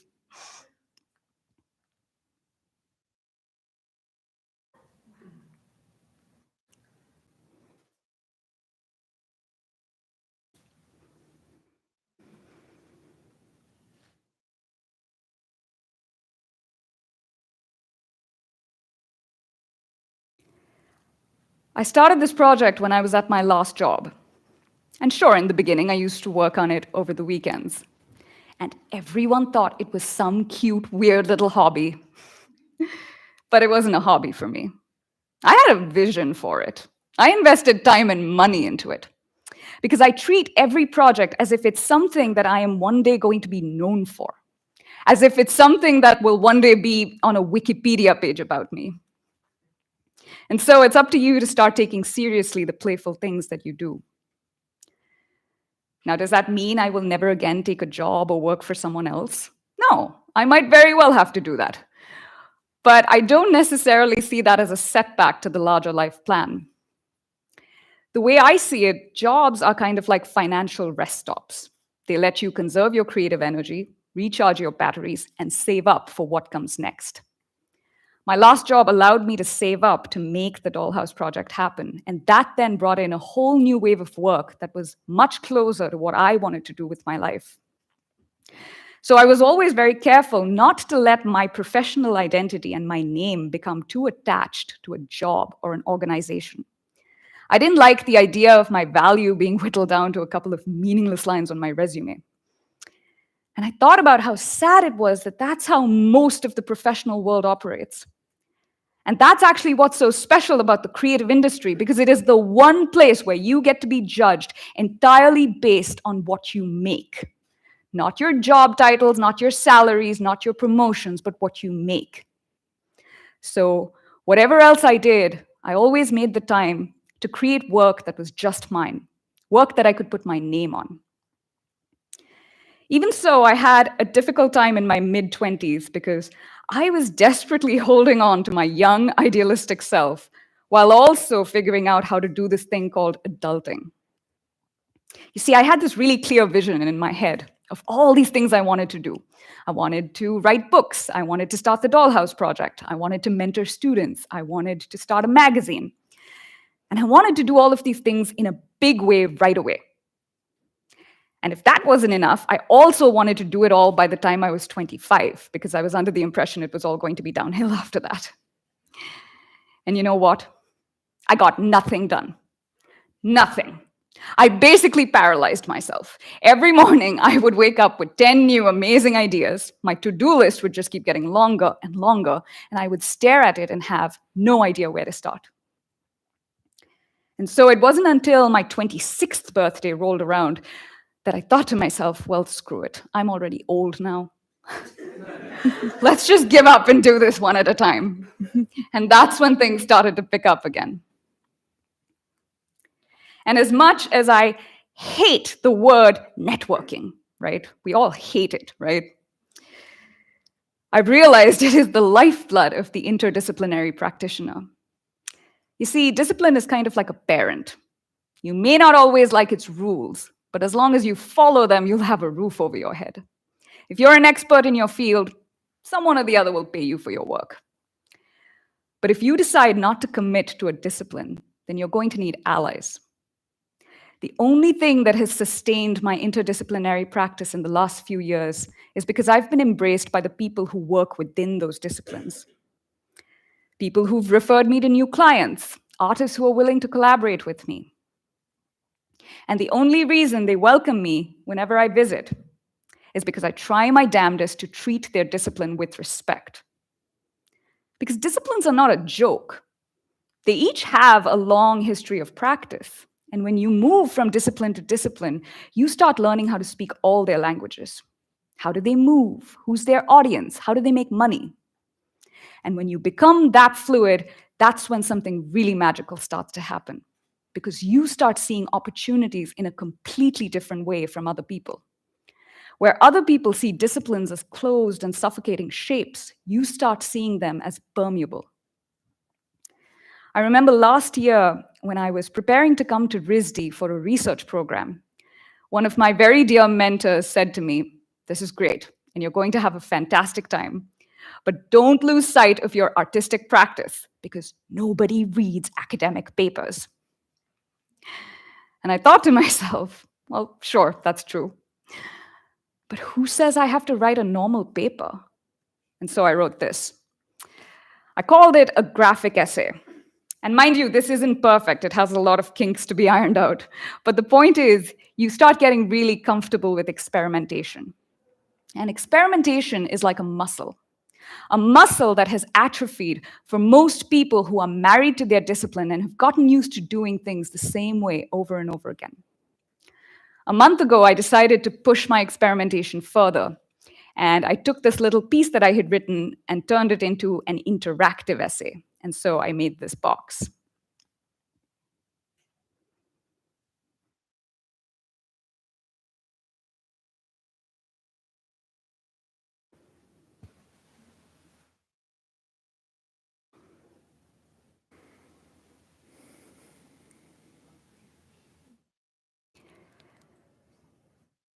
When you learn how to think across disciplines, you then gain the unique power to be able to borrow from all of them and then create something that takes people by surprise, keeps them guessing, shows them a little bit of wonder and a little bit of wizardry.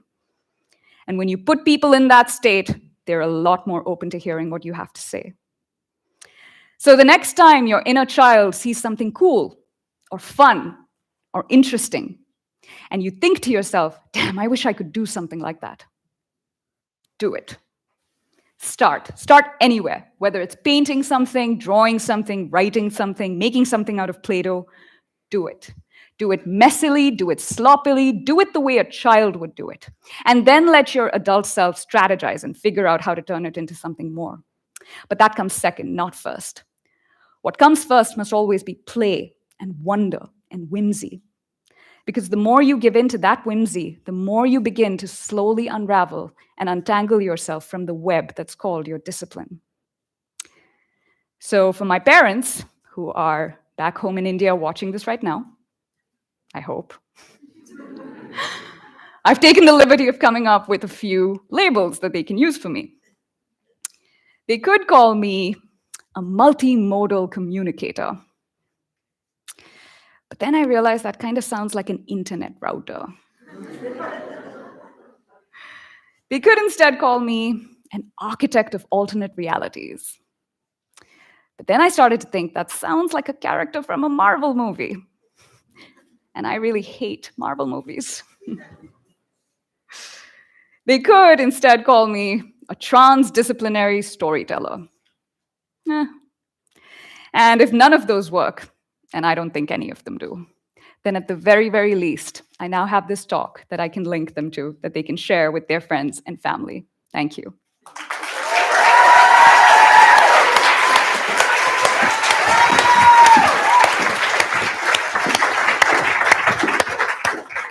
Thank you, Ruchika. I'm 100% convinced you're living your best life, and I am taking notes.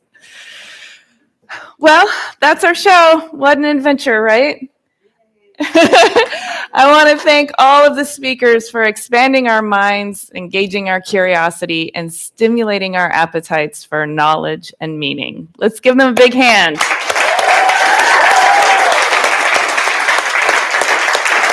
And oral fixation. How about that sonic jubilee?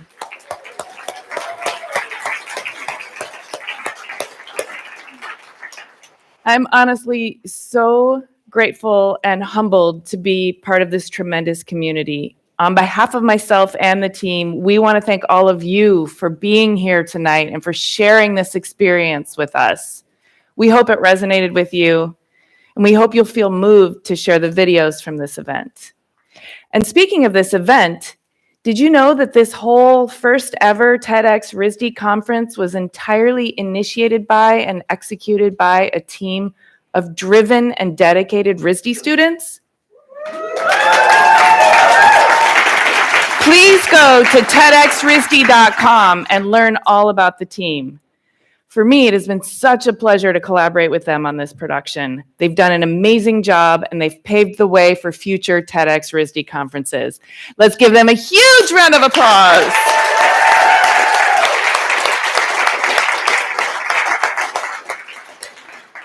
Now, we have a lot to process. So let's all meet out in the lobby for refreshments and scintillating discourse. Thank you, everyone. Good night.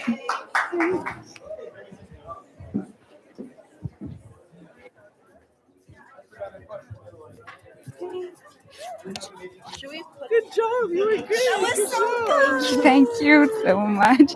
Wait, should I? One sec. Do I give this to you?